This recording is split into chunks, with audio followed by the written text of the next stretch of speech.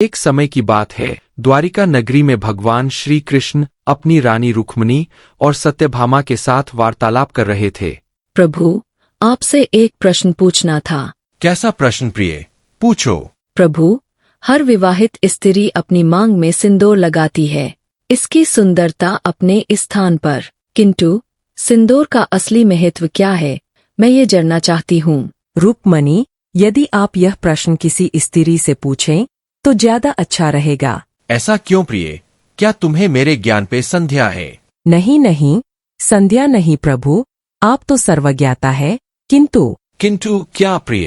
प्रभु, जिसने कभी संदूर लगाया ही न हो, वो प्रेम की उस गहरी भावना को कैसे बताएगा जो संदूर के साथ जुड़ी है।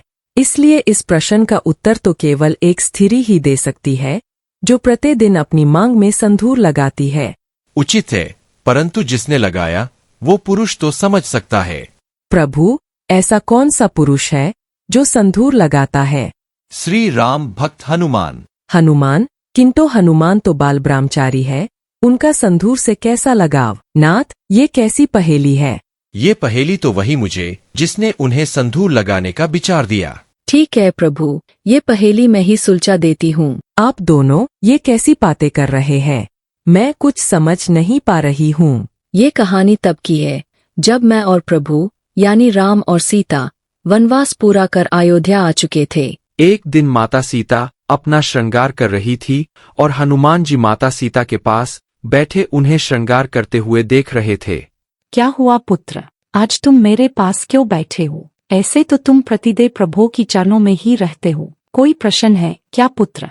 माता, मैं बहुत बड़ी दुविधा में फंसा हुआ हूँ। संकट मोचन को कैसी सुविधा ने घेर लिया? माता, मैं देखता हूँ कि हर कोई प्रभु श्री राम को प्रसन्न करने के लिए भेंट देता है, लेकिन मैं उन्हें ऐसा कौन सा भेंट दूं जिसे देख वो प्रसन्न हो जाए? प्रभु श्री राम को सबसे अधिक क्या प्रिय है माता?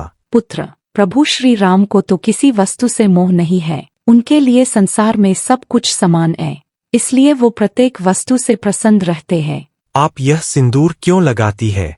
यह तो सुहाग की निशानी है और इसे लगाने से प्रभु श्री राम प्रसन्न होते हैं। मैं यह सिंदूर अपने प्रभु श्री राम की लंबी आयु की कामना के लिए लगाती हूँ। इसे लगाने से आपके प्रभु और मेरे पति की आयु बढ़ेगी। अच्छा, यानी एक चुटकी भर सिंदूर से प्रभु प्रसन्न हो जाते हैं और उनकी आयु भी बढ़ जाती है।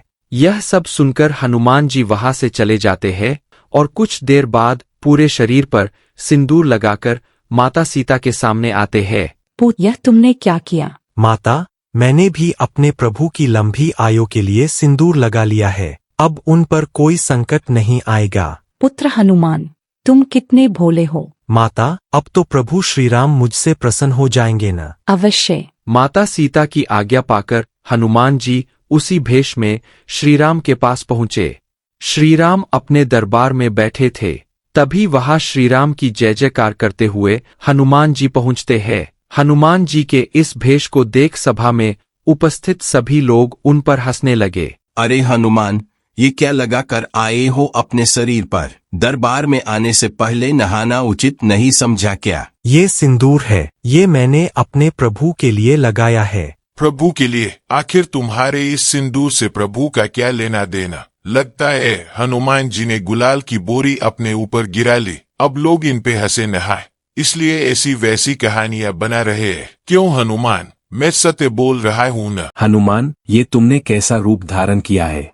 प्रभु, ये रूप मैंने आपके लिए ही धारण किया है। आज मैं माता के पास बैठा था, वो अपनी मांग में चुटकी भर सिंदूर लगा रही थी, तभी मैंने उनसे उस सिंदूर का महत्व पूछा, तो उन्होंने कहा कि ये सिंदूर आपकी लंबी आयु के लिए लगा रही है। उस चुटकी भर सिंदूर से आपकी आयु लंबी हो जाएगी और आप पर कोई संकट नहीं आएगा, और आप चुटकी भर सिंदूर को देखकर प्रसन्न भी होते हैं। तो मैंने विचार किया कि एक चुटकी भर सिंदूर से आपकी आयु बढ़ सकती है, तो मैंने आपके लिए सिंदूर पूरे शरीर पर लगा लिया। इससे आप चिरंजीवी हो जाएंगे और मुझे देख आप इतना प्रसन्न होंगे कि मुझे अपने हृदय से लगा लेंगे। हनुमान जी का ये भक्ति भाव और भोलापन देख श्रीराम अपने आप को रोक नहीं पाते और वो आकर हनुमान जी को अपने हृदय से लगा लेते हैं। ये देख सभा में बैठे सभी लोग आश्चर्यचकित रह जाते हैं। प्रभु, अब आपको कोई भी संकट छू नहीं सकता। हनुमान, तुम्हारे होते तो मुझे वैसे भी कोई संकट छू नहीं सकता, क्योंकि तुम संकट मोचन जो हो। हनुमान,